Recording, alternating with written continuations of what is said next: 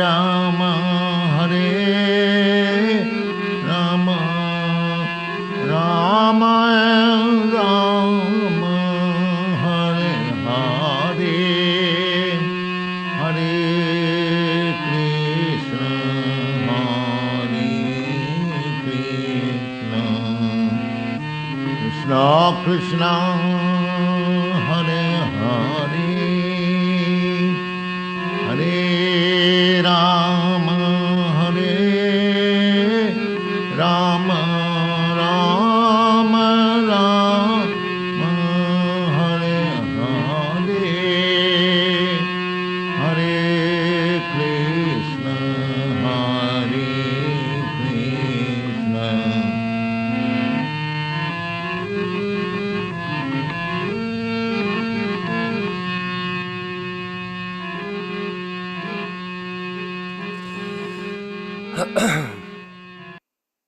Hare Krishna. All glories to Srila Prabhupada, and welcome everyone to the Wednesday evening Caitanya Charitamrita reading and discussion from the original unedited books of His Divine Grace, A.C. Bhaktivedanta Swami Prabhupada.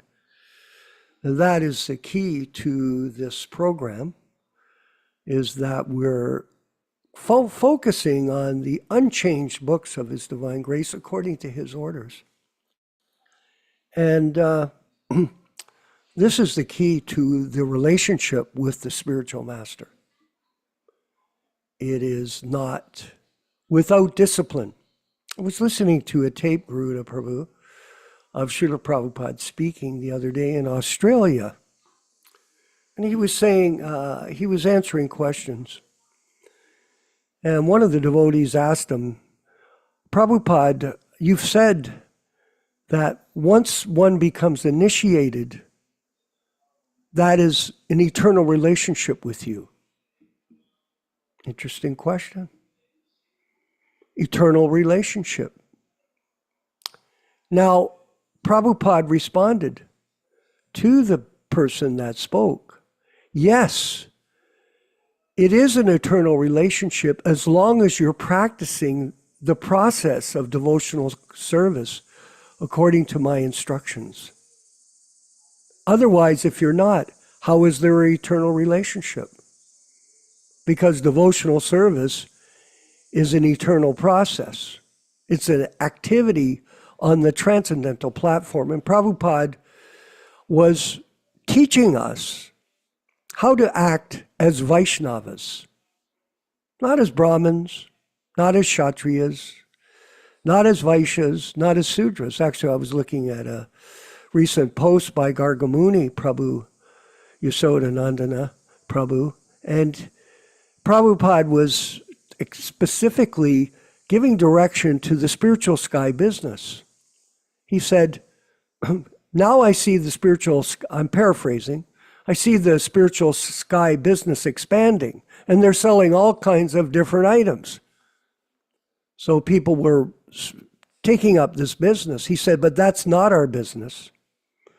Our business, our main business is distributing books. And whose books? His books. Bhagavad Gita as it is, Srimad Bhagavatam, and Caitanya Charitamrita, and an assortment of other publications, 132, by the way, Mataji, that Prabhupada produced, amazingly, in a very short period of time. So our main business is preaching. A Vaishnava is a preacher. And how do you preach?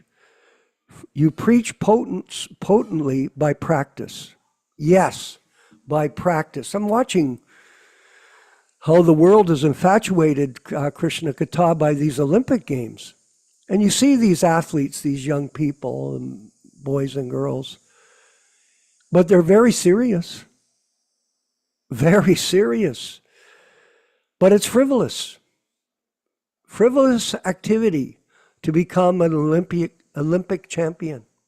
But you can't deny the seriousness. And Prabhupada was trying to teach us to take spiritual life seriously, not be whimsical.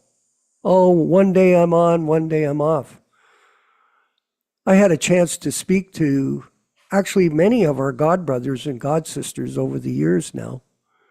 And it's interesting to note, Yashodanandana Prabhu, that some of them come right out and tell me directly, oh, I don't chant my rounds.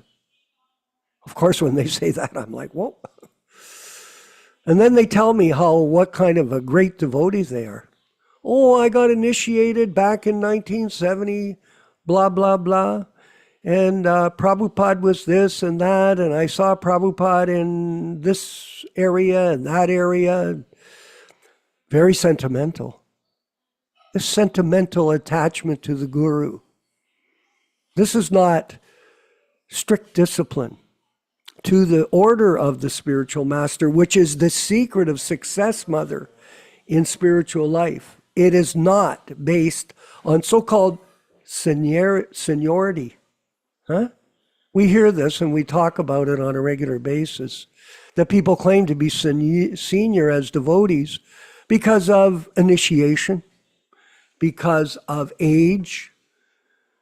So many reasons they give, but real seniority means even if you're a new devotee, new to the process, if you're following the process, then you're actually senior.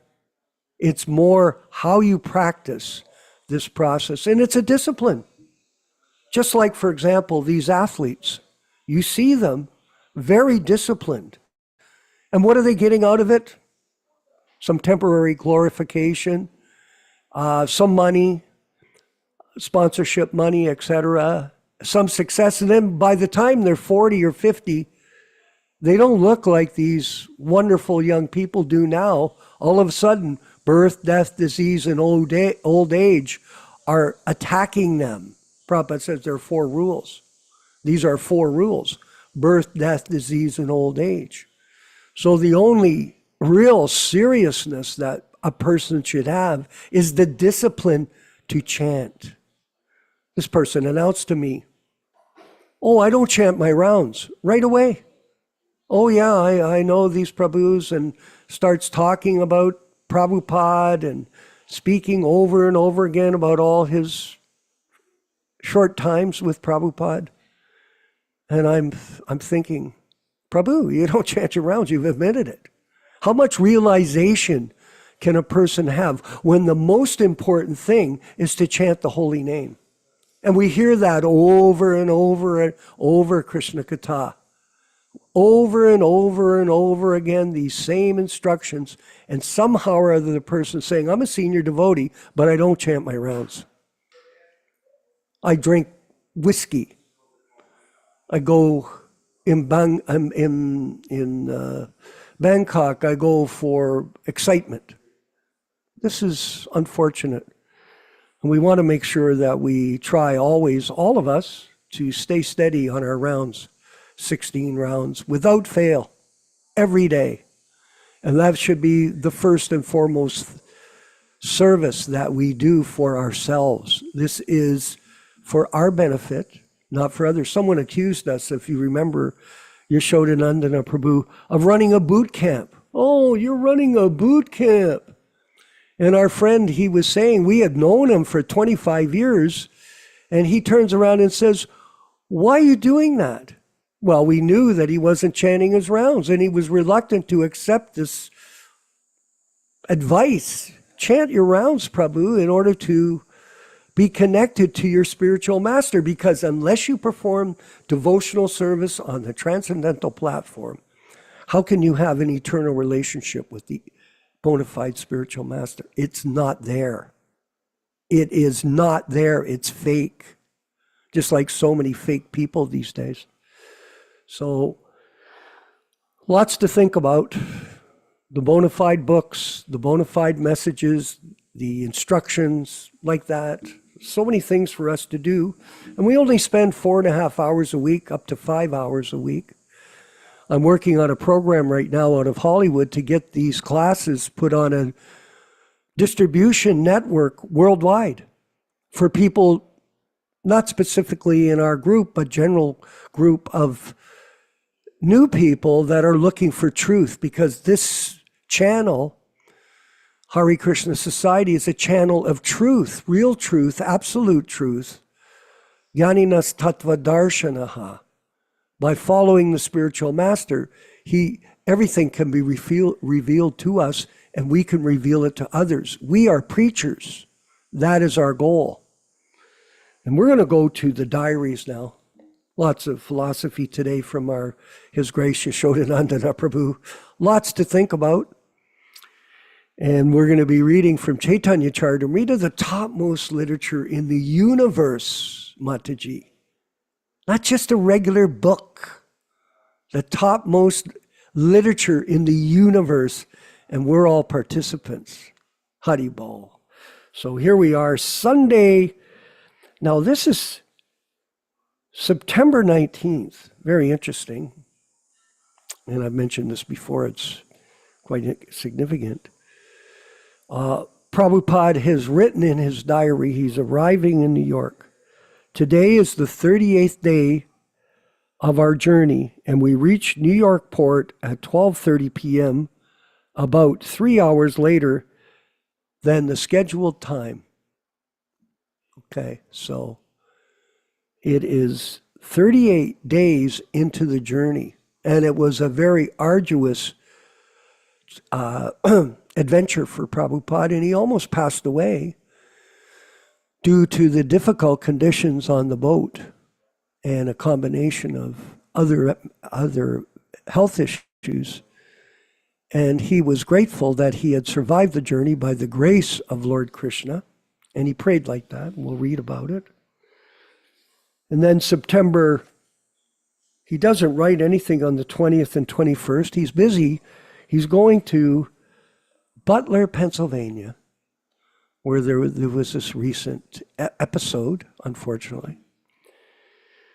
Today I have sent a letter to Captain Arun Pandya. So there's the actual writing of it.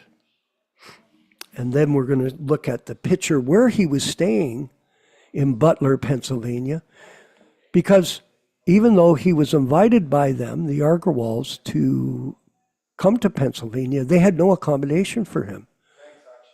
So, hey, Steve, please. Sorry, everyone. Even though he had no accommodation, they arranged for him to stay at the YMCA. And incidentally, one of our members is buying a YMCA, or proposing to. So it's quite a coincidence, isn't it? So Prabhupada, we'll read at the bottom, my friend. Top, the YMCA building in Butler, Pennsylvania. Above, a typical room is shown here in the picture. See that room? So it's decent accommodation, for sure. Because there was no place for Prabhupada to sleep at the Agarwal home. They rented a room for him here, and he would walk the 6 or 7 blocks to their house for his daily meals and other activities. So they were gracing him with their hospitality as far as prasadam and good company, but they weren't able to provide housing, so they made this arrangement. On October 18th, he left Butler for New York for wider preaching activities. So I believe he stayed there, Prabhu, for 3 weeks and then made his way back to New York. Again, he was man on a mission. Thank you, God. We'll go to the next page. And we're going to read the dust jacket of Srila Prabhupada's first printing of his Srimad Bhagavatam. He had arranged to bring 200 of his 3-volume sets with him, and they were loaded onto the Jaladuta at Cochin, as noted in his August 22nd diary entry. In these volumes that Prabhupada was selling to bookstores and interested parties in New York. So just so everyone knows, he had been selling the books in India as well and distributing them in support of his work. And in addition, there were 5 trunks put on the boat. We had read that in the earlier diary entries, that he saw them, I believe it was at Cochin, being transferred onto the boat, 5 trunks. And someone asked me that question, well, how come you're printing these books when Prabhupada preferred the 72 version? Of course he did after it was edited, but this is to avoid any legal implications. And because these were printed pre, this was pre 1965 or 66 when the ISKCON group was started by him. So this was pre that era. And so these books are more in a public domain environment for us. And we're moving ahead to have them printed, and you can put them in your libraries when we get the books, and we'll send them out by mail for everyone that donated for the printing of these Bhagavatams. So it's coming, we're working on it. And we have a new introduction for the show and an ending. And on that ending, all of the people that donated, their names will be listed in the program for future people to see.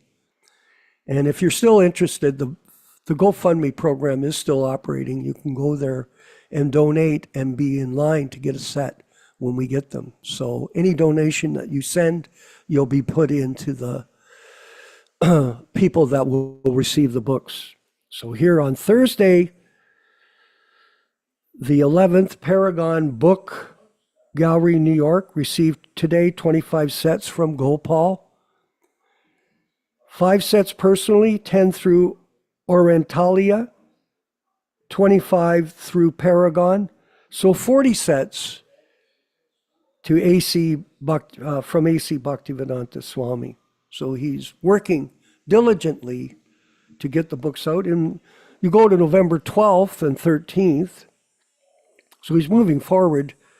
Here he's jumping up. So you see, he didn't put much in until he got to New York and then begins his work. So meeting with Krishna K. Dip, number 152 West 13th Street, New York, New York at 5 p.m. So he's moving forward with that.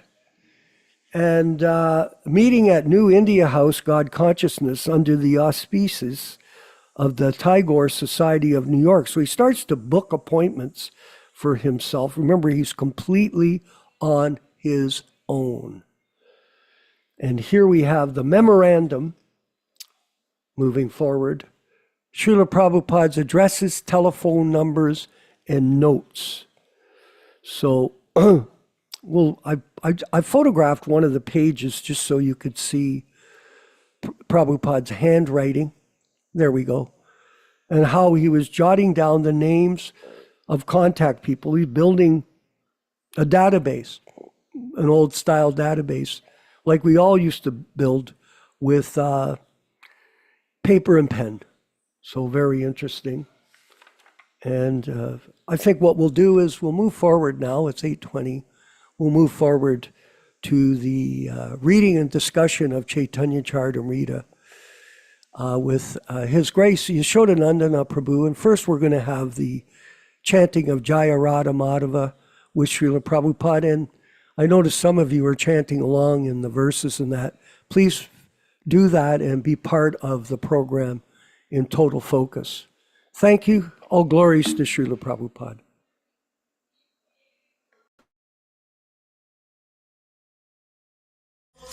Jaya Radha Madhava Kunja Bihari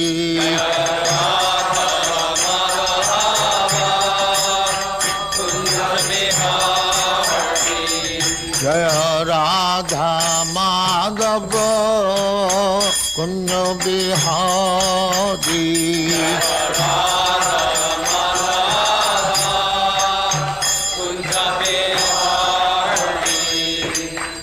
Yashodanandana Brajajana Ranjana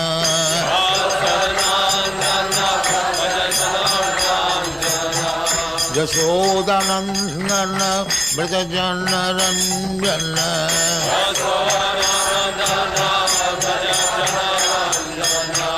Jamuna Tira Banachari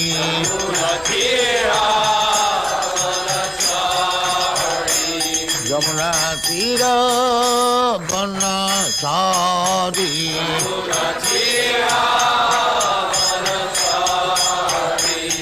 Jaya Radha Madhava Kunja Bihari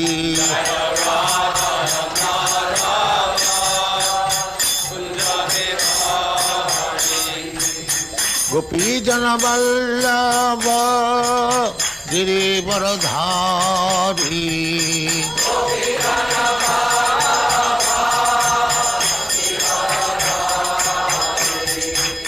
Gopi Jana Vallabha Girivaradhari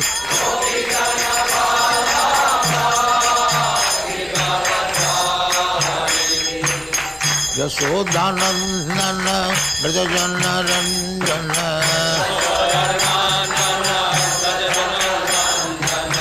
Yashodanandana Brajajana Ranjana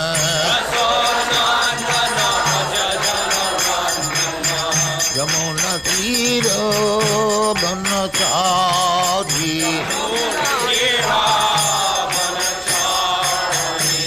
Yamuna Tira Banachari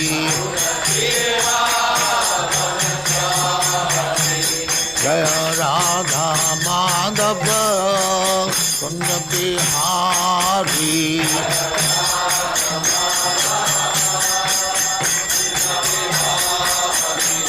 Jaya Radha Madhava Kunja Bihari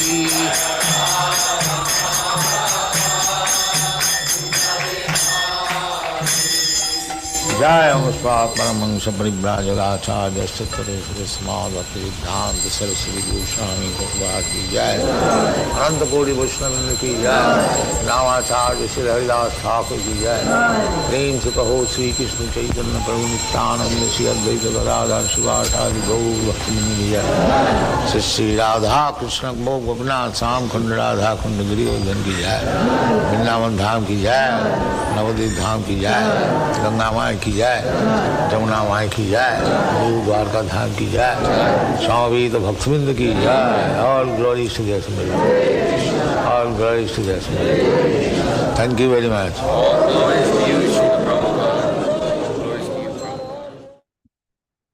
ओम नमो भगवते वासुदेवाय ओम नमो भगवते वासुदेवाय ओम नमो भगवते वासुदेवाय.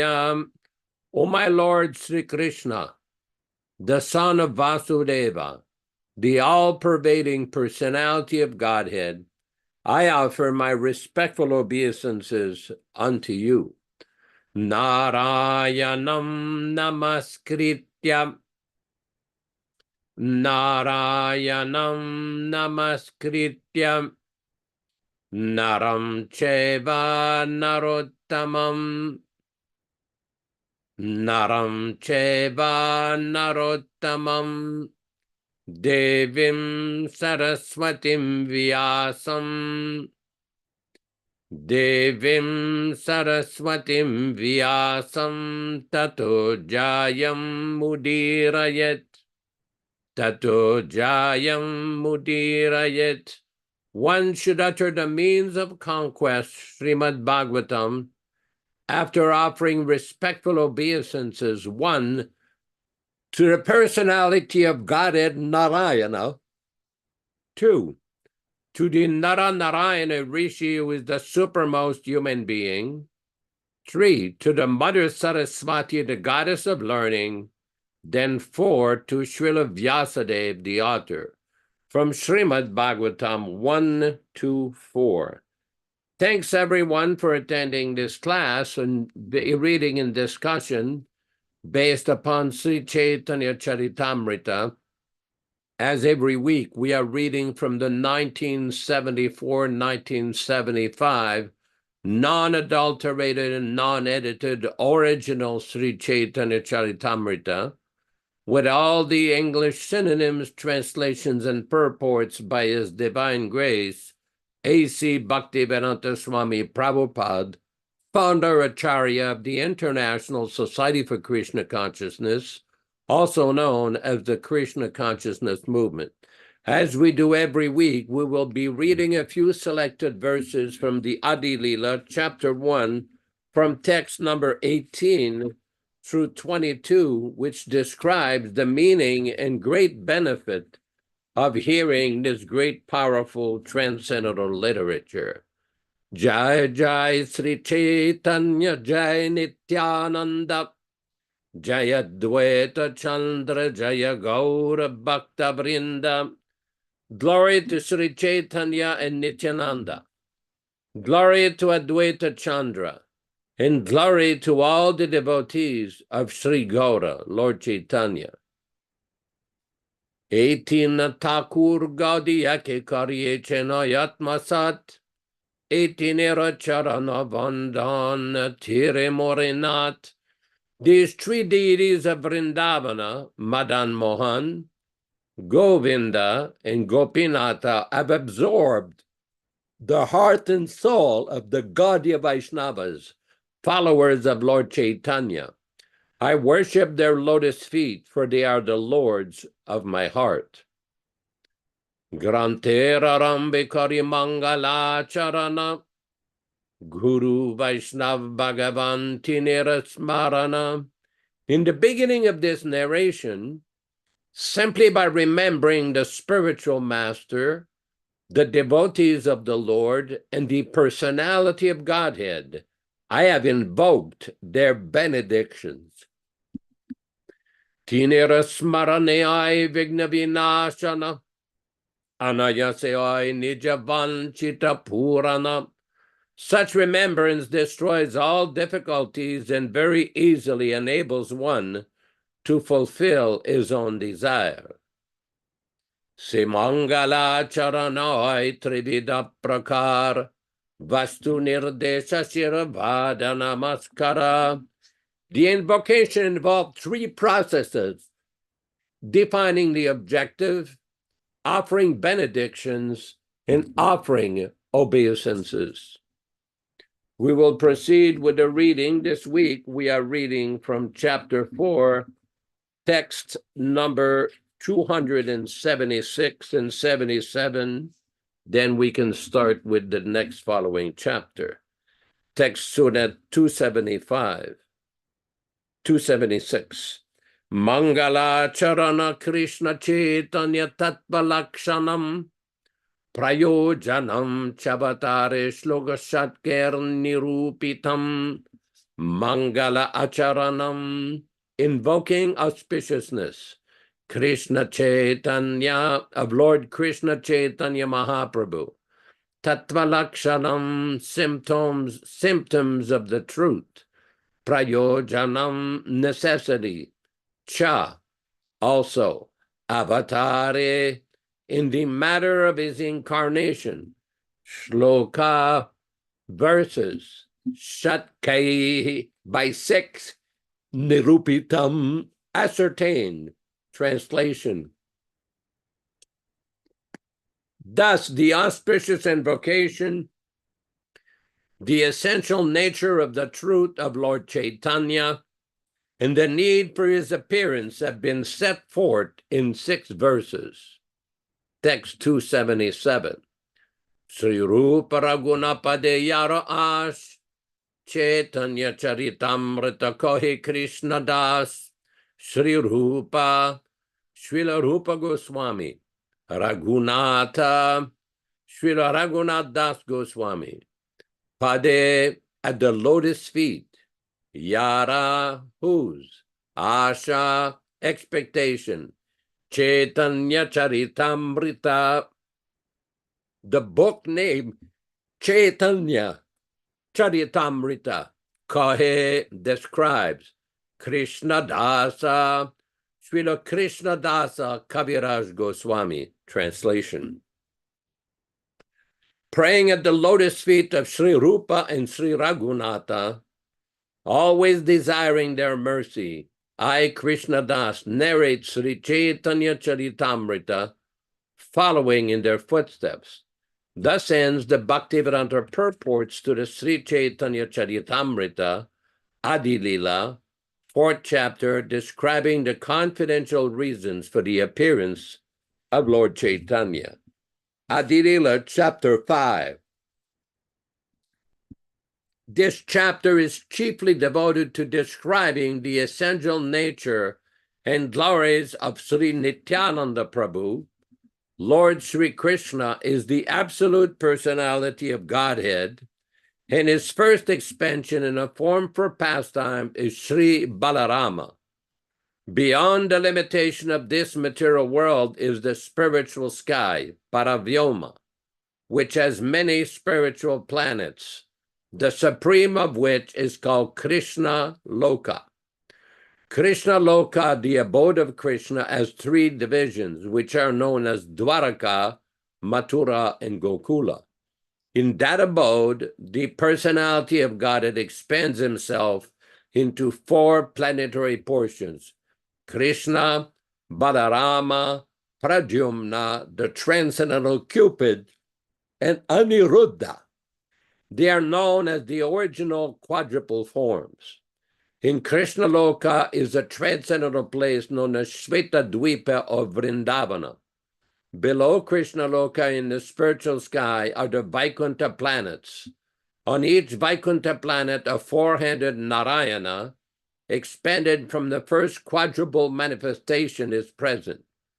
The personality of Godhead, known as Sri Balarama in Krishna Loka, is the original Sankarsana, attracting deity. And from this Sankarsana expands another Sankarsana called Maha Sankarsana, who resides in one of the Vaikuntha planets. By his internal potency, Maha Sankarsana maintains the transcendental existence of all the planets in the spiritual sky, where all living beings are eternally liberated souls. The influence of the material energy is conspicuous there by its absence. On those planets, the second quadruple manifestation is present. Outside of the Vaikuntha planets is the impersonal manifestation of Sri Krishna, which is known as the Brahma Loka. On the other side of the Brahma Loka is the spiritual Karana Samudra, or causal ocean. The material energy exists on the other side of the causal ocean without touching it. In the causal ocean is Mahavishnu, the original Purusha expansion from Sankarsana. This Mahavishnu places his glance over the material energy, and by a reflection of his transcendental body, he amalgamates himself within the material elements. As the source of the material elements, the material energy is known as pradhana, and as the source of the manifestations of the material energy, it is known as maya. But material nature is inert in that she has no independent power to do anything. She is empowered to make the cosmic manifestation by the glance of Mahavishnu. Therefore, the material energy is not the original cause of the material manifestation. Rather, the transcendental glance of Mahavishnu over material nature produces that cosmic manifestation. Mahavishnu again enters every universe as the reservoir of all living entities, Garbho Dakshayi Vishnu. From Garbho Dakshayi Vishnu expand Kshiro Dakshayi Vishnu, the supersoul of every living entity. Garbho Dakshayi Vishnu also has his own Vaikuntha planet in every universe, where he lives as the supersoul or supreme controller of the universe. Garbhodakshaya Vishnu reclines in the midst of the watery portion of the universe and generates the first living creature of the universe, Brahma. The imaginary universal form is a partial manifestation of Garbhodakshaya Vishnu. In the Vaikuntha planet, in every universe, is an ocean of milk, and within that ocean is an island called Shveta Dvipa, where Lord Vishnu lives. Therefore, this chapter describes two Shveta Dvipas, one in the abode of Krishna and the other in the ocean of milk in every universe. The Shveta Dvipa in the abode of Krishna is identical with Vrindavana Dhamma, which is the place where Krishna appears himself to display his loving pastimes. In the Shveta Dvipa within every universe is a Shesha form of Godhead who serves Vishnu by assuming the form of his umbrella, slippers, couch, pillows, garments, residence, sacred thread, throne, and so on. Lord Baladev in Krishna Loka is Nityananda Prabhu. Therefore, Nityananda Prabhu is the original Sankarsana, and Maha Sankarsana in his expansions as the Purushas in the universes are plenary expansions of Nityananda Prabhu. In this chapter, the author has described the history of his leaving home for a personal pilgrimage to Vrindavana and is achieving all success there. In this description, it is revealed that the author's original paternal home and birthplace were in the district of Katva, in the village of Jamatpur, which is near Naihati. Krishnadas Kaviraj's brother invited Sri Meenaketana Ramdas, a great devotee of Lord Nityananda, to his home, but a priest named Gunarnava Mishra did not receive him well, and Krishnadas Kaviraj Goswami's brother, not recognizing the glories of Lord Nityananda, also took sides with the priest. Therefore, Ramadasa became sorry, broke his flute, and went away. This was a great disaster for the brother of Krishnadas Kaviraj Goswami. But on that very night, Lord Nityananda Prabhu himself graced Krishnadas Kaviraj Goswami in a dream and ordered him to leave on the next day for Vrindavana. Wow. Text number 1, chapter 5. Vande Anantadbhuteshvaryam Srinityananda Ishwaram Yasyechaya Tatswarupam Agnyanapi Nirupyate. Vande, let me offer my obeisances. Ananta, unlimited. Adbhuta, and wonderful. Aishvaryam, whose opulence. Sri Nityanandam, unto Lord Nityananda. Ishvaram, the Supreme Personality of Godhead. Yasya, whose. Ichaya, by the will. Tatswarupam is identity. Agnyena, by the ignorant. Api, even. Nirupyate, can be ascertained. Per translation. Let me offer my obeisances to Lord Sri Nityananda, the Supreme Personality of Godhead, whose opulence is wonderful and unlimited. By his will, even a fool can understand his identity. Om Ajnanatimirandasya Jnananjana Shalakaya Chakshuranmilitam Yena Tasmai Shri Gurave Namaha. Namo Vishnu Padaya Krishna Prestaya Bhutale Srimate Bhaktivedanta Swamin Niti Namine. Namaste Saraswate Deve Gauravani Pracharine Nirvishesha Shwanyavadi Paschatya Deshatarine Bhakti Siddhanta Shishyaya Bhakti Vedanta Namine Prasannaya Prashantaya Tasmai Shri Gurave Namaha.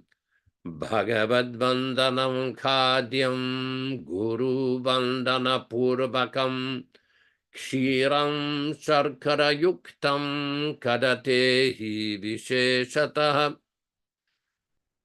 Adadanastrinam Danteridam Yachip Punah Punah Srimad Rupa Padambo Jadulishyam Janma Janmani Amsho Bhagavato Smyaham Sadadaso Asmi Sarabhata Tat Kripa Pikshako Nityam Tat Presta Chatakaromisvam Sri Krishna Chaitanya Prabhu Nityananda Shri Advaita Gadadhara Srivasadi Gaura Bhakta Vrinda Hare Krishna Krishna Krishna Hare Hare Hare Rama Rama Rama Hare Hare. In 1972, Srila Prabhupada told one of his disciples, Guru Das Prabhu, at the Radha Damodar temple in Vrindavan, where he was explaining to Guru Das Prabhu that the 6 Goswamis used to write their literatures at the Radha Damodar temple. And they used to take prasadam behind the deities, behind the current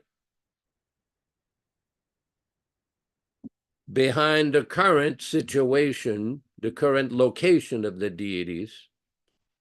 Anybody who has visited the Radha Damodar temple knows that this temple is a very, very special place. Srila Prabhupada told Guru Das that in this place, the writings of Jiva Goswami and the other Goswamis were kept. And he told him, if you would understand the meaning of some of these literatures, you would faint. In other words, these literatures like Sri Chaitanya Charitamrita, the Tattva Sandarbha, the various Sandarbhas, the writing, all the writings of the 6 Goswamis are so elevated that the person would faint. But why is it that we do not understand? Why is it that in our condition we are unable to appreciate the tremendous depth of information and special confidential literature that have been given, explaining the key to the spiritual world, understanding who is God, what are his activities, what are his leelas or confidential pastimes, what is his name, what is his location, what are his attributes or his qualities. So this is a very, very important point. In order to understand the philosophy of Gaudiya Vaishnavism and the teachings of Srila Prabhupada, one has to connect with the Acharya. Well, what does that mean? One has to accept the Acharya as absolute authority. Now, in the material world, people have a tendency to become envious of one another.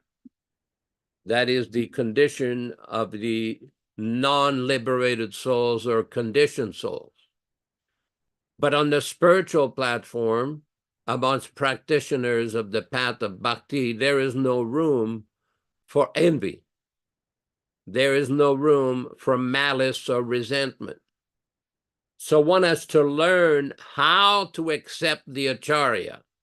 It is not merely sentiment, it is not simply an emotional outburst. It is a factual experience of surrendering to the Acharya, Srila Prabhupada, and accepting his original teachings as the way to understand Krishna, Sri Chaitanya Mahaprabhu, and Lord Nityananda Prabhu. Anybody who has even attempted to understand any kind of philosophy knows that for thousands of years, various persons, philosophers, scholars, practitioners have attempted to understand who is God, What is this world? How is it created? How does it come about? Why is it that there's such a wide variety of living entities? What is in other planets? What are all of these questions are answered in the Srimad Bhagavatam, and especially here in the Sri Caitanya Charitamrita. When we look at what we just read here and start to analyze that page 371 and 372 in the original Sri Caitanya Charitamrita, there is a lot of depth here. If we were to make bullet points of every sentence, every major point that Prabhupada is making, this is an explanation of the spiritual world. Who is God? Who is his primary associate, Lord Balaram? How does the material world come about? How does the creation take place? How the process, the entire process unfolds? There's a lot to absorb here. It is not simply that somebody should keep the book on a shelf and say, well, I got Prabhupada's books, it's over there. Prabhupada expected his disciples and students to carefully read and study his books and discuss issues from all angles of vision. For those of you who know the history of what took place in 1978-79, we do know that the last instruction of Srila Prabhupada was neglected and tossed out the window.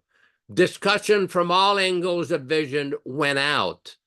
Instead, it was my way or the highway, a nonsensical authoritarian dictatorship which is not favorable for spiritual advancement.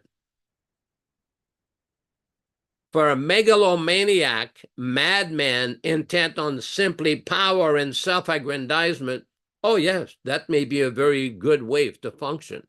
But for intelligent persons who are serious about spiritual life, serious about understanding all of these topics we've just described, there has to be a favorable atmosphere where people can study and read and understand the teachings properly. What does all that mean? For example, people for a long time, we've mentioned several times, have been discussing, well, how was this material world created? For example, the Christian Bible mentions that in the beginning was the Word. Okay, what was that word? What happened? What are the details? You may not find that over there.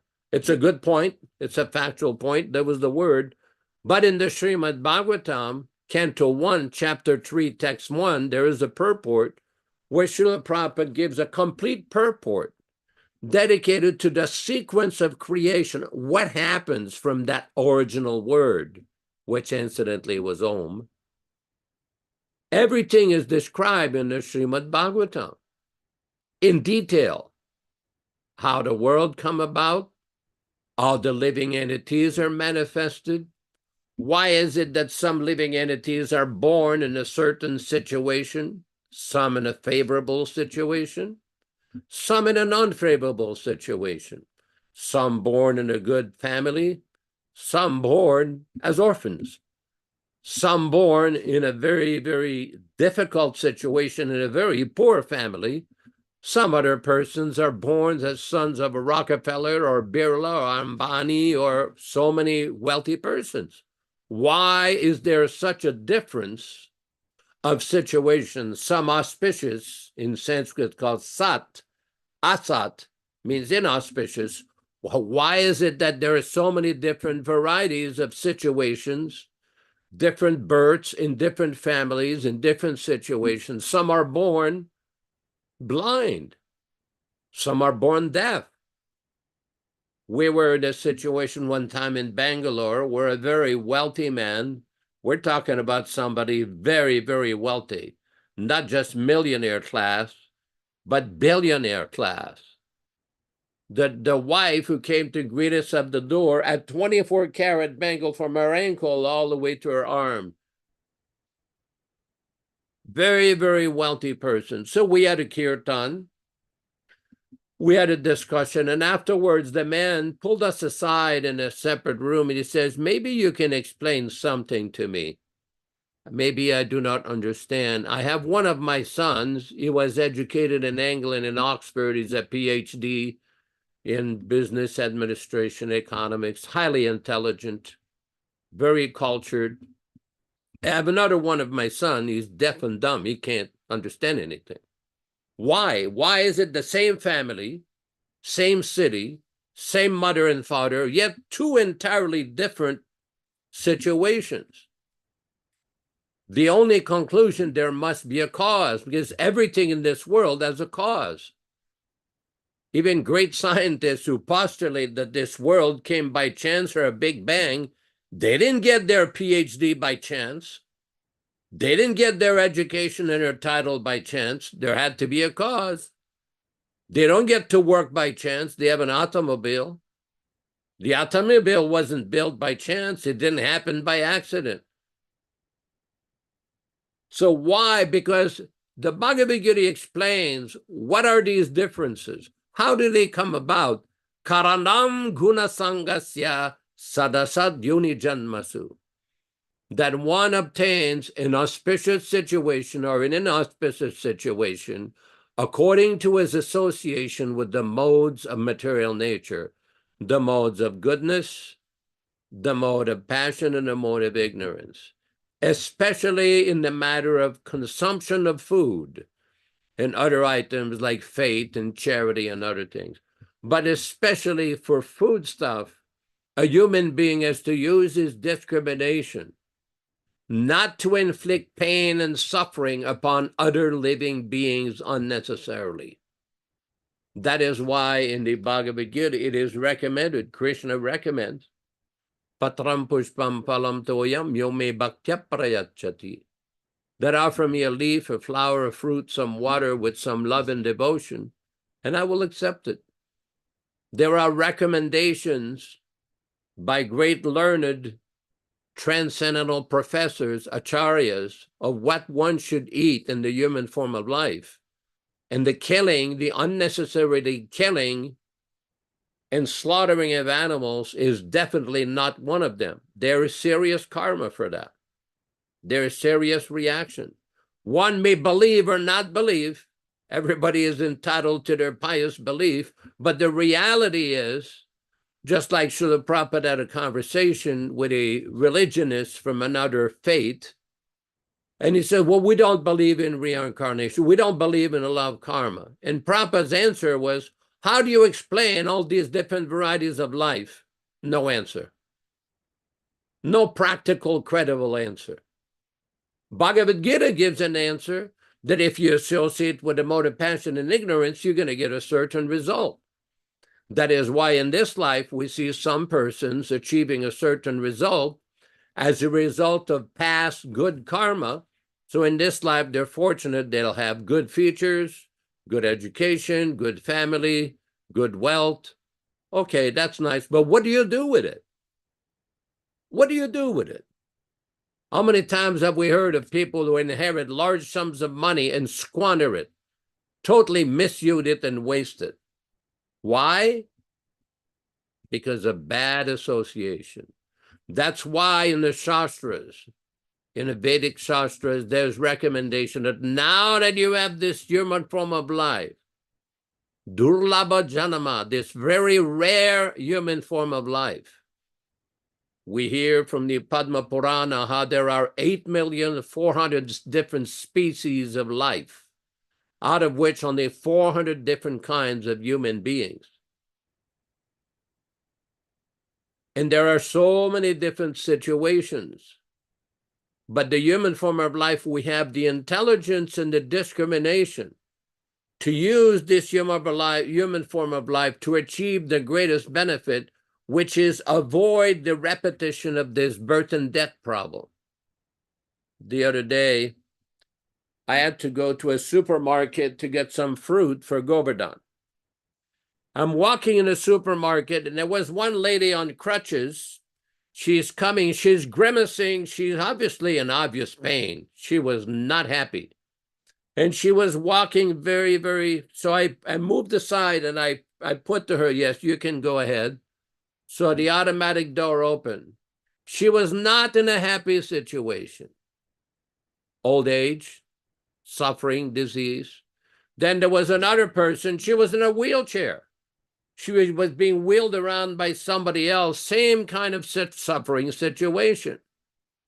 Then there was a young man, all buffed up, all, all active, very handsome features. He's walking in. He seems to be happy, like very happy. But the same situation in the material world will happen to everybody. Nobody can escape Janma Mrityu Jara Vyadi, birth, death, especially old age and disease. The other day, I went to visit a friend, a contractor, wanting to find out what was happening. His son came out. He says, "Did you hear what happened?" I said, "No, what happened?" "Oh, the contractor had a heart attack. He almost died." I said, "Oh, that quick? He's in the hospital. They're going to flying by helicopter to a special heart unit to have several heart operations or whatever they're going to do." So this is the material world. We cannot avoid suffering here. But according to description of what we just read here, with this human form of life, we can finish that suffering and go back to our original position in the spiritual world, what some religionists call the kingdom of God, or some people think it's heaven, where there is no more suffering. There is no more lamentation. One is no longer subjected to the 6 miseries of material existence: lust, anger, greed, madness, illusion, and envy. None of that in the spiritual world. Everybody is liberated, no suffering, and there is life. There is transcendental life in serving Krishna or in Vaikuntha Narayana. And one can achieve this by hearing submissively from the bona fide acharya.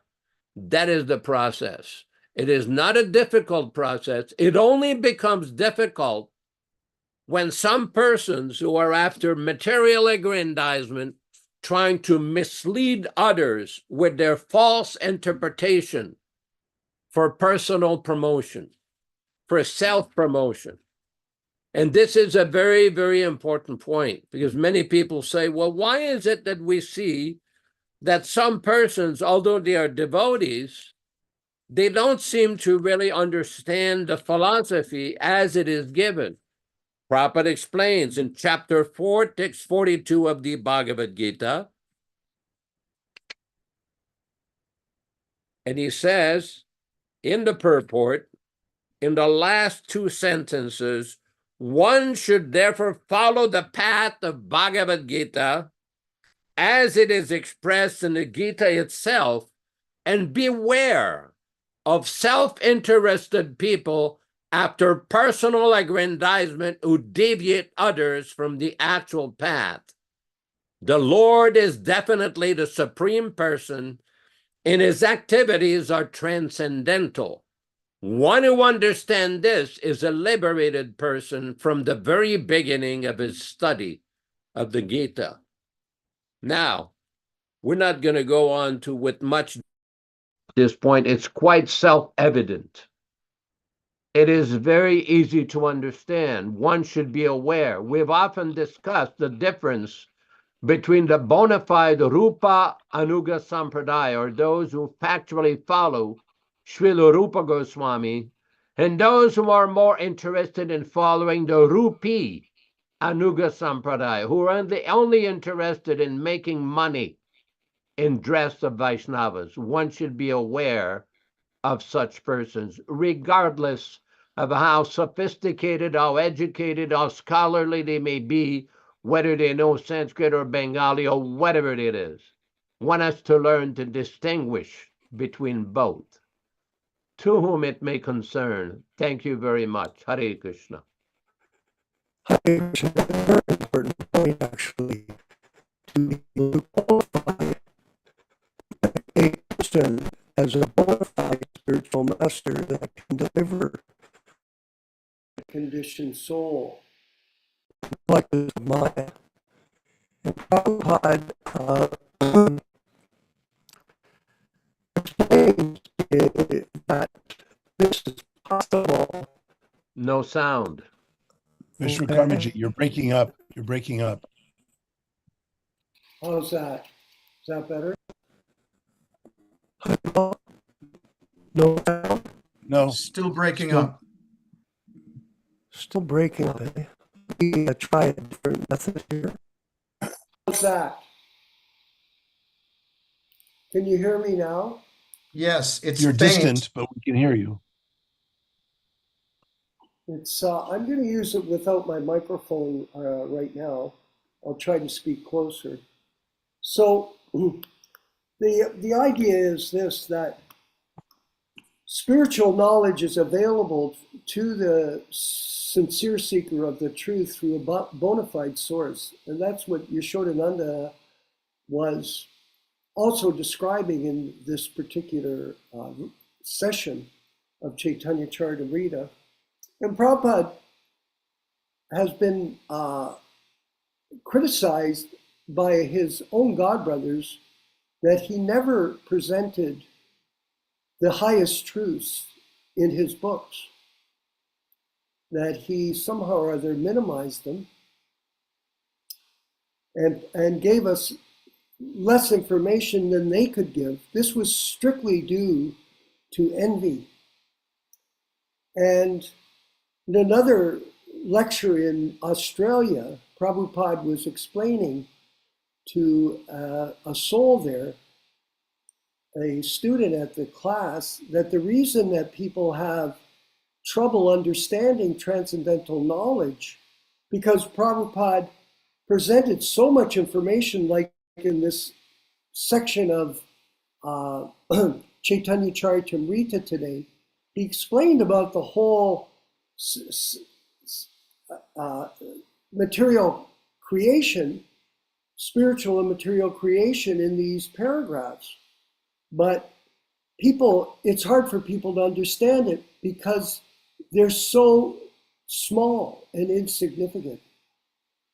Actually, we're infinitesimal parts and parcels of Krishna, very, very small. And it is only by the grace of the spiritual master that he can force open our eyes with the torchlight of knowledge. So I wanted to read a couple of sections, Yashodanandana Prabhu, from the Bhagavad Gita, where it explains this important truth, which is the truth of the soul. And it's text 17 of the Bhagavad Gita. Avinasi tu tad vidhi yena sarvam idam tatam vinashayam vyayasyasya na kaschid kartaham arti. Know that which pervades the entire body is indestructible. No one is able to destroy the imperishable soul. Purport. This verse more clearly explains the real nature of the soul, which is spread all over the body. Anyone can understand what is spread all over the body. It is consciousness. Everyone is conscious of the pains and pleasures of the body, in part or as a whole. This spreading of consciousness is limited within one's own body. The pains and pleasures of one body are unknown to another. Therefore, each and every body is the embodiment of an individual soul, and the symptom of the soul's presence is perceived as individual consciousness. This soul is described as 1/10,000th part of the upper portion of the hair point in size. The Swataswaratara Upanishad, Swataswara Upanishad confirms this. Bhagya Sata Bhagyasya Satata Kalpitasya Cha Bhago Jiva Sa Vigneya Cha Chanatayaya Kalpate. When the upper point of a hair is divided into 100 parts, and again each of such parts is further divided into 100 parts, each such part is the measurement of the dimension of the spirit soul. Similarly, in the Bhagavatam, the same version is stated. Keshagra Sata Bhagyasya Satamsha Sadrishtatmaka Jiva Suksma Swarupo Yam Sankhya Tito Vichitkana. There are innumerable particles of spiritual atoms which are measured as 1/10,000th, the upper portion of the hair. Therefore, the individual particle of spirit soul is a spiritual atom smaller than the material atoms, and such atoms are innumerable. This very small spiritual spark is the basic principle of the material body, and the influence of such a spiritual spark is spread all over the body as the influence of the active principle of some medicine spreads throughout the body. This current of the spirit soul is felt all over the body as consciousness, and that is the proof of the presence of the soul. Any layman can understand that the material body minus consciousness is a dead body, and this consciousness cannot be revived in the body by any means of material administration. Therefore, consciousness is not due to any amount of material combination, but to the spirit soul. In the Mundaka Upanishad, the measurement of the atomic spirit's soul is further explained. Esho Nuratama Chaitasya Vidiktavyo Yasman Prana Panchada Samivesha Pranesh Chittam Sarvam Otam Prajanam Yasman Vishu Sude Vivavati Esha Atma. The soul is atomic in size and can be perceived by perfect intelligence. This atomic soul is floating in the 5 kinds of air: prana, apana, vyana, samana, and udana. It's situated within the heart, and it spreads its influence all over the body of the embodied living entities. When the soul is purified from the contamination of the 5 kinds of material air, its spiritual influence is exhibited. So we'll stop there, but the point that I'm making, Garuda, is just see how precise the explanation of Srila Prabhupada is in describing the nature of the soul. And only one can understand that and move forward on the platform of serving the spiritual master as his eternal servant can one rise up to the understanding of these higher pastimes that Prabhupada is describing to us in his literature. Yashodanandana Prabhu, please.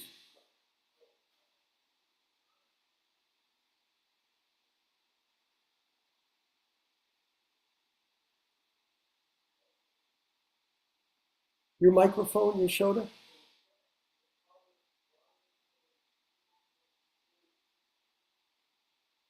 I cannot hear anything. I have no sound. I'm not hearing anything that's going on. Okay. I don't know if there's a defect in the sound. Garuda, can you hear? We can hear you, Yes. Yashodanandan Prabhu. I can Could you hear hear- you, Shodanandanji. Mm-hmm. Could you hear me? Yes. Yes, we can Yes. hear you too, Vishwakarma Prabhu. Thank you. Yep. Okay, Yashoda's having trouble. Garuda, maybe you could further comment in our panel. Who? Garuda, Prabhu? Oh, Garuda. Okay. Yeah, that would be I. Let me get video. Here we go. Well, thank you. Thank you for, again, wonderful discourses. Just one reaction to something Yashodanandanaji said earlier about relating that sort of anecdote with Prabhupada talking to Guru Dasji. If you could, understand what the Goswamis have written, you would faint. I don't know about any of you, but I practically faint when I read the Chaitanya Charitamrita. I mean, it is so packed with information. And I think the genius of Prabhupada, one aspect of the genius of Prabhupada, is that he distilled for us everything we need to know at the most advanced levels of Krishna Bhakti theology, and we can actually absorb it. I am convinced by this, as someone who does read Sanskrit, can read into the Goswami's literature, and have done so when I've needed to for my own, scholarly presentations. But I always return to Prabhupada's books as my total shelter. When you read other things, you're a little guarded. You read things like, I'm sure how much I can take this to be true, but when you open Prabhupada's books, you just open up completely and you take it all in. It's very special, and it's really, and when you read the Goswami's literature, and of course, all respect to our great acharyas, they weren't writing for us during our time. They were writing at their time to put together the theology that Prabhupada eventually would receive and distill in such a way that we could absorb it. Not just at the beginning levels, not at just the medium levels, but at the most advanced levels.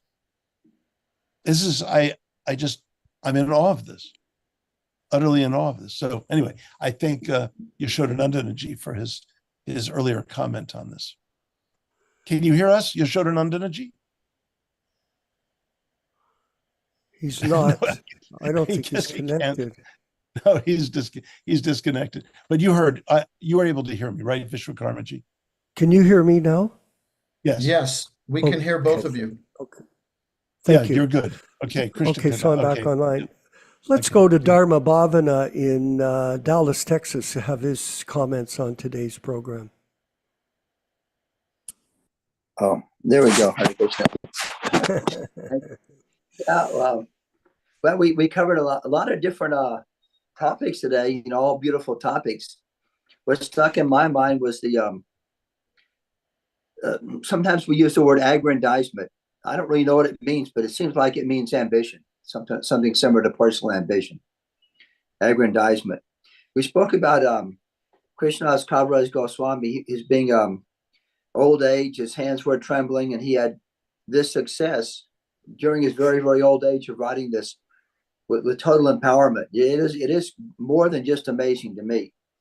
We described about the history of his brother who acted improperly, and it looked, if I remember correctly, he was slighted by his brother, so he ended up going to Vrindavan. And kind of like, almost like Srila Prabhupada, in his elderly age, he came to America, and all of us in our elderly age, we're trying to do the best we can to, bring Krishna consciousness and explain kind of what happened over the last many years. And sometimes we talk to devotees that Prabhupada has been minimized in so many ways, or leading secretaries have gone against his instructions. And we try to explain this to younger devotees, and sometimes they can grasp it to a certain extent, and sometimes they cannot. It's a little bit a difficult subject matter. But I guess the easiest way to understand it is we show the books, how great people, you don't change their books, and even like Shakespeare, and but Prabhupada's books, the whole thing has been changed like tens of thousands of edits, which are unnecessary. So I just had some comments. Kind of a beautiful class today about a lot of different subject matter, even the spiritual world, and even about the scientific knowledge of the spirit soul, how it's situated in the heart. A lot of wonderful things were covered today, which helps us to understand how great is this science of yoga, Krishna consciousness. So that's all I have for comments. Thank you. Haribol. Yes, Yashoda, are you working yet? Is your mic and sound working? Can you hear us? Appears that he's disconnected right now. Sorry to hear that. Yes, and the fact of the matter is we do see with the eyes, but they're very imperfect, but we can see by the ears. That is the Vaishnava system, Garuda Prabhu's explanation by Prabhupada. And Prabhupada in his prayer, Om Agyana Tamanandasya, my eyes have been forced open by the torchlight of knowledge. So knowledge through hearing is the principle of seeing the spiritual world. And therefore, it's very important, Krishna Gata, that we get these unedited books. And I thought maybe you could comment on that for a minute. Well, thank you, Prabhus. And again, this is the transcendental connection to Srila Prabhupada for all devotees to take shelter of. Like Garuda so nicely said, Prabhupada's original books are his shelter. Mm-hmm. And this is why the printing and distribution is the real business of Srila Prabhupada's sincere disciples. I mean, I was just listening to some, he made a comment about the spiritual sky incense business, and he said, now you are adding all these other things. This is not our business. Our business is book distribution. Mm-hmm. And so to drive home Yashodanandana's point in his very clear explanation and for us all to understand and be, it's very relatable, is by distribution of the pure devotees' books that are unadulterated and unchanged. That is where the potency of the spiritual master, the bona fide spiritual master in our parampara, is able to capture the attraction and the attention of the jiva soul who is seeking some truth, some knowledge, some guidance, some, just maybe even out of curiosity, right? So it is the unchanged books that do this. The changed books are merely just a watered down cheapification, and they don't have the effect, not even close, of bringing someone out of the illusion that we're this body and these senses, and it's just meant to enjoy and exploit the material world. No, those books will keep you in Maya. Those changed books will not bring you out. Like Garuda so nicely said, we are guarded when we read, or at least review slightly. I usually don't read too much further than the first couple pages. And then I realize this isn't at all coming from a pure source, a Vaishnav realized soul. So I put it down. But by going always to Prabhupada's books, which he encourages to study, like Yashodanandana said, not just read or adorn on some shelf in library, but to study.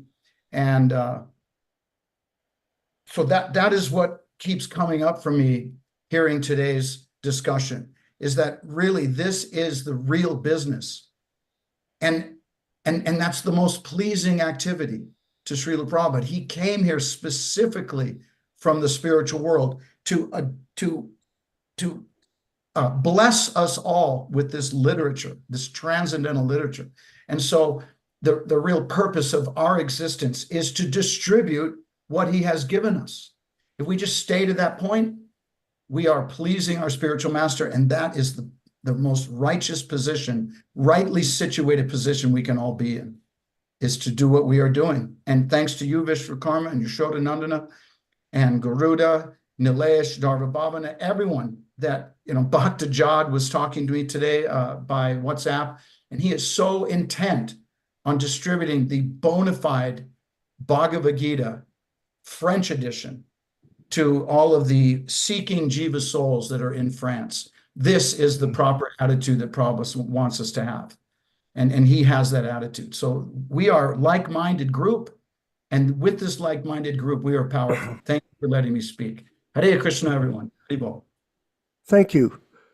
Now, the point is this, that we have to study, like Garuda was saying, and Yashodanandana Prabhu have been speaking to us about this, is we have to study the books for ourselves in order to understand why we want to distribute them. Because if you don't read them, you don't know really what's in the books, so you don't know what you're giving to other people. Exactly. And that's a big problem if you don't read them yourself and study them. So, I recommend to everyone you have a schedule of study every day. Just like I said at the beginning of the program, Garuda, how serious these students in the Olympia games are about winning a prize, a gold or bronze or silver medal. And they're very disciplined to do that. But we should be even more disciplined to do what we do. And, I know that you were saying in your explanation today that you feel this transcendental pleasure reading Prabhupada's Caitanya Charitamrita. Yeah. You feel it. And therefore, naturally, you're saying, well, I don't want to be selfish. I don't want to, because really it isn't just for you, it's for other people, because people are so lost, completely out of it. Yeah. It's pathetic. So if we're lucky enough that we can meet somebody, like you were saying, Krishna Katha, that we've met this Bhakta Jad, he relishes reading the books. So this is a very wonderful success for us as a group. And we'll go step by step, trying to give people an insight into why this Krishna consciousness reading and study and discipline from a pure devotee is so valuable. Yeah. You can't tell somebody how good the pudding tastes unless you taste it yourself. You have to taste it, and you can. Yes. Can I add a little footnote to this? Because go ahead, please. What you're saying and what Krishna Katha was saying earlier, the best way to get someone to read Prabhupada's books. Okay, so as a university professor, I assign Prabhupada's original Gita, every semester. Yeah. It's my tiny little way to distribute Prabhupada's books. Okay, it's a forced distribution. That's big. They have to buy Prabhupada's Gita. That's very good. Yeah, That's awesome. So that is awesome. Yeah, I'm the oldest university professor of any of Prabhupada's and second generation disciples. So I've been teaching in the university classroom for 35 years, and it's on the syllabus. You have to buy Prabhupada's, original Gita. But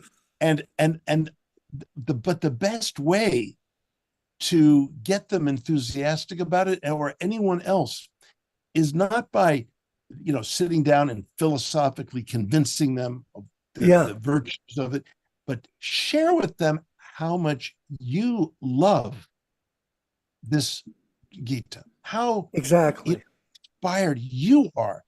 That is so impactful to anyone. They want to know what is making him so happy.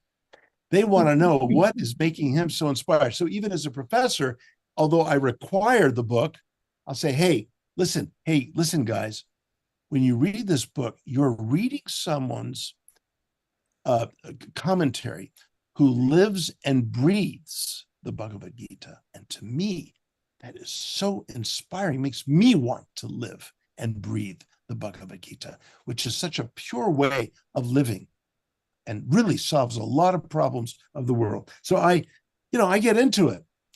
And, of course, I get into it academically. Of course, I explain different things, but I give them that personal sort of testimony, and they love it.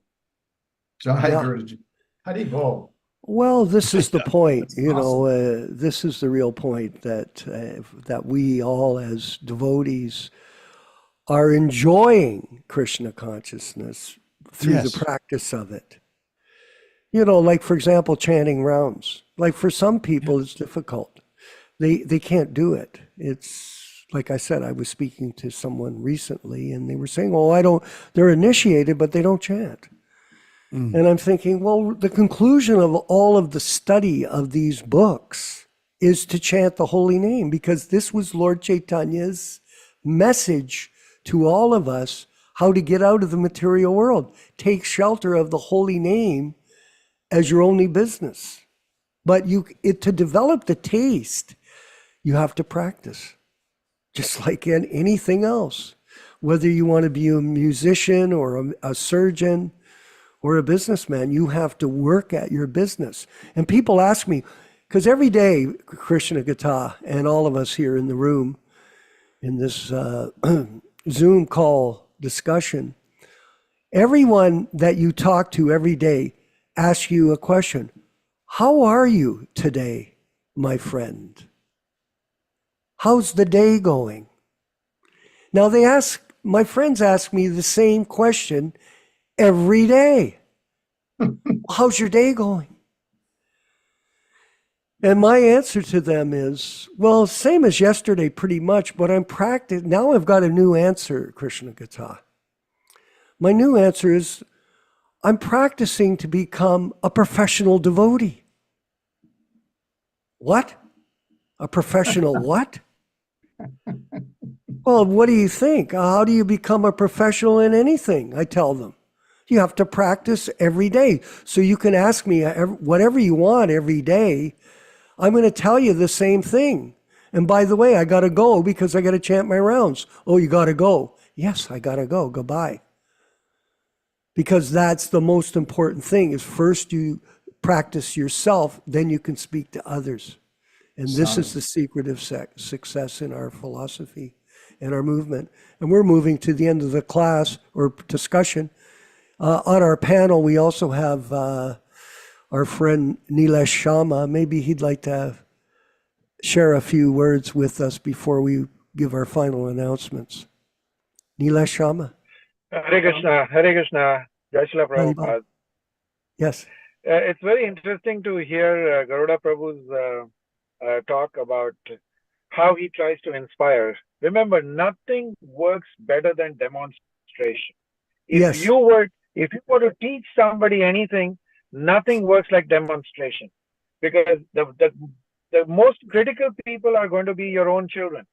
Is that they observe you 24 hours a day, and so if you don't practice what you preach, then you're not going to rub it off to them, and especially the new youngsters. And it is very interesting is why they are so interested in knowing your experiences, because they see how excited you are about teaching that particular subject. Even if it is a mundane subject matter. I remember when I was a student of chemistry, I had one professor in India. He was so enthusiastic about teaching this particular subject that that enthusiasm would rub off onto us. And till date, I remember some of his classes. Till date, I remember some of the concepts associated and how you can marry it into other aspects of your life. Because there is physical chemistry, there's biochemistry, there's so many other aspects where you can apply it. And this is the universal knowledge. This knowledge is going to help you to keep you happy, you see. So many a times when newcomers come into our particular group, they see us bashing the other group. The reason is because that we don't want you to miss out on the real excitement and the real happiness which is embedded in Prabhupada's original books.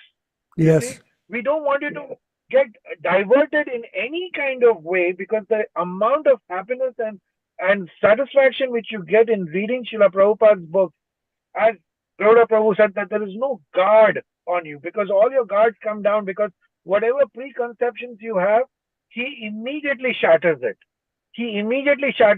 And then he presents it to you. Like I was just reading in my class about a shloka where don't become like a dog, a hog, a camel, or an ass.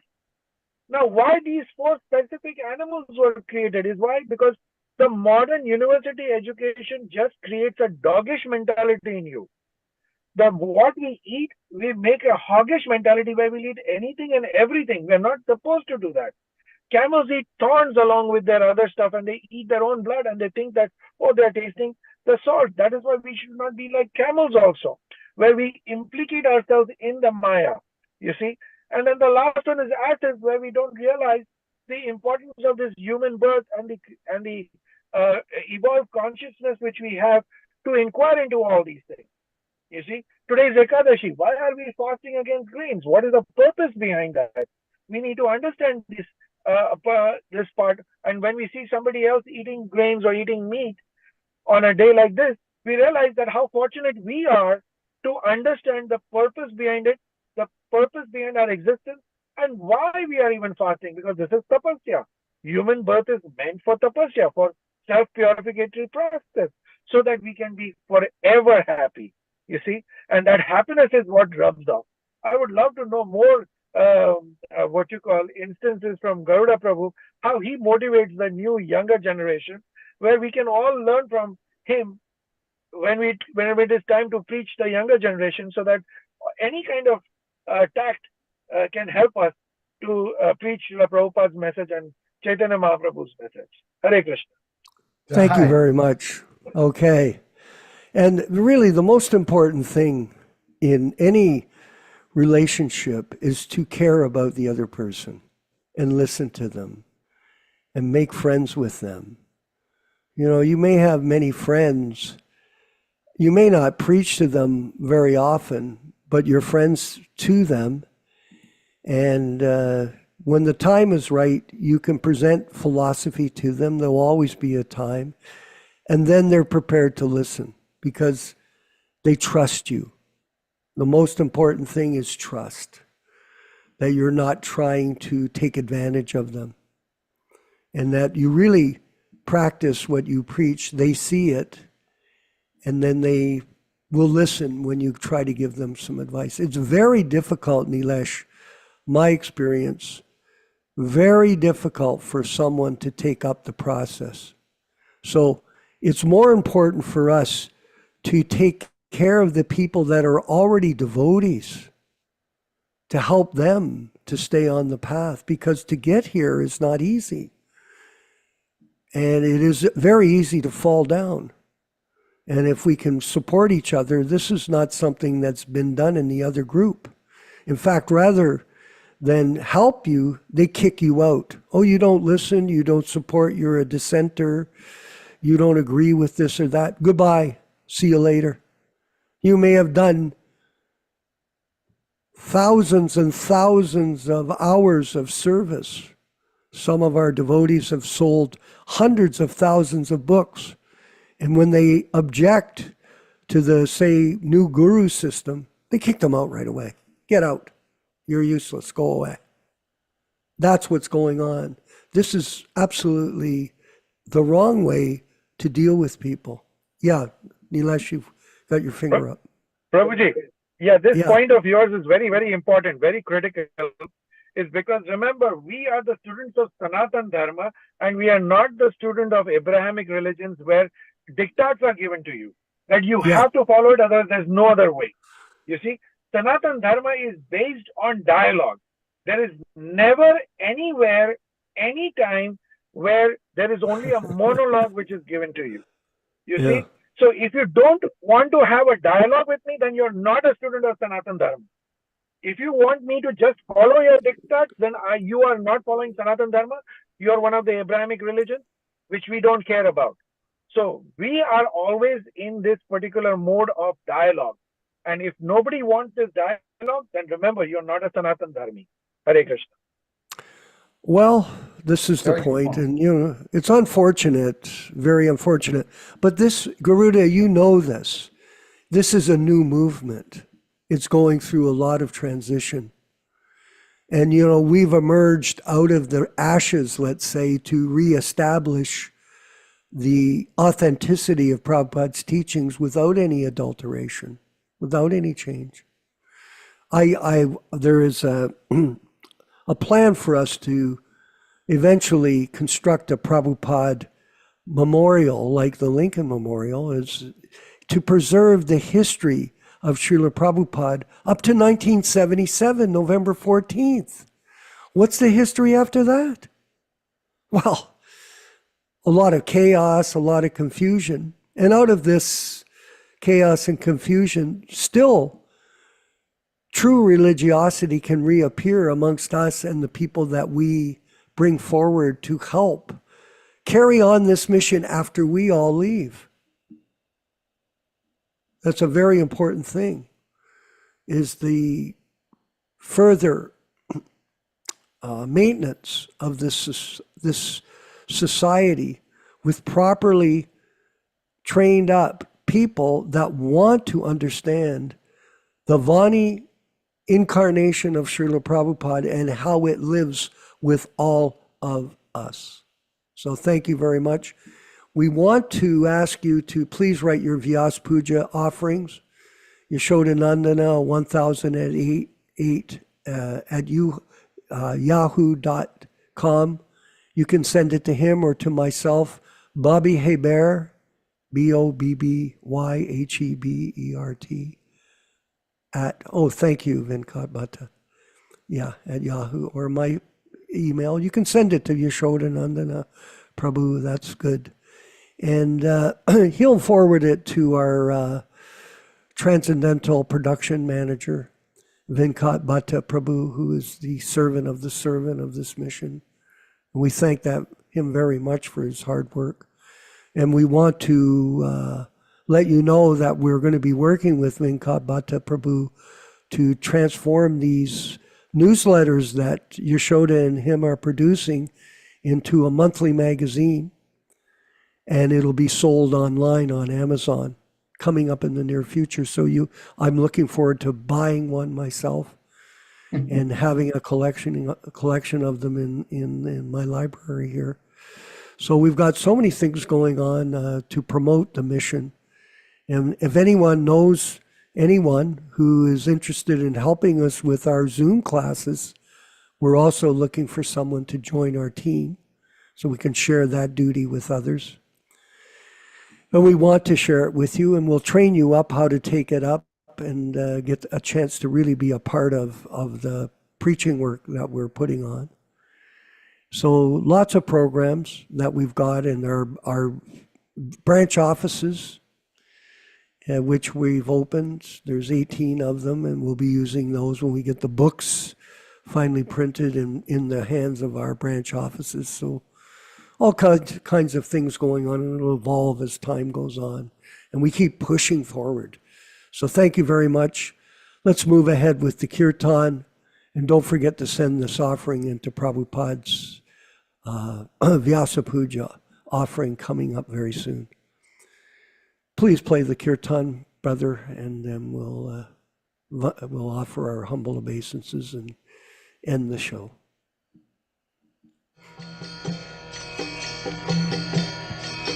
Hare Krishna, Krishna Krishna, Hare Hare, Hare Rama, Rama Rama, Hare Hare. Hare Krishna, Krishna Krishna, Hare Hare, Hare Rama, Rama Rama, Hare Hare. Hare Krishna, Krishna Krishna, Hare Hare, Hare Rama, Rama Rama, Hare Hare. Hare Krishna, Krishna Krishna, Hare Hare, Hare Rama, Rama Rama, Hare Hare. Hare Krishna, Krishna Krishna, Hare Hare, Hare Rama, Rama Rama, Hare Hare. Hare Krishna, Krishna Krishna, Hare Hare, Hare Rama, Rama Rama, Hare Hare. Hare Krishna, Krishna Krishna, Hare Hare, Hare Rama, Rama Rama, Hare Hare. Hare Krishna,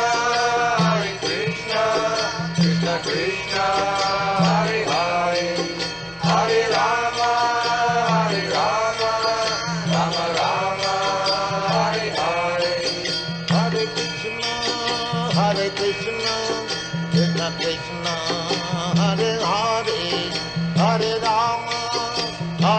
Rama, Rama Rama, Hare Hare, Hare Krishna, Krishna Krishna, Hare Hare, Hare Rama, Rama Rama, Hare Hare. Hare Krishna, Krishna Krishna, Hare Hare, Hare Rama, Rama Rama, Hare Hare. Hare Krishna, Krishna Krishna, Hare Hare, Hare Rama, Rama Rama, Hare Hare. Hare Krishna, Krishna Krishna, Hare Hare, Hare Rama, Rama Rama, Rama, Hare Hare.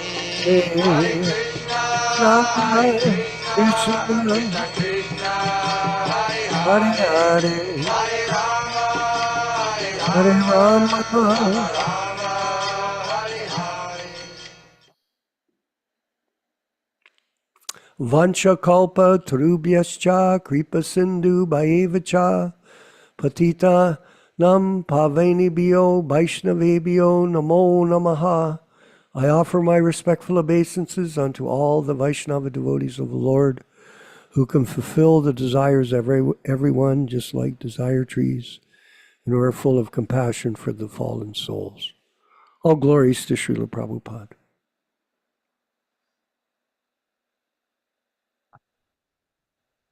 Hare Krishna. Vandeham Sri Guru Sri Juta Padakamalam Sri Gurum Vaishnava Vangscha Sri Rupam Sagrajatam Sahagana Raghunathannitam Tang Sajivam Sadaitam Savadhutam Parijana Sahitam Krishna Chaitanya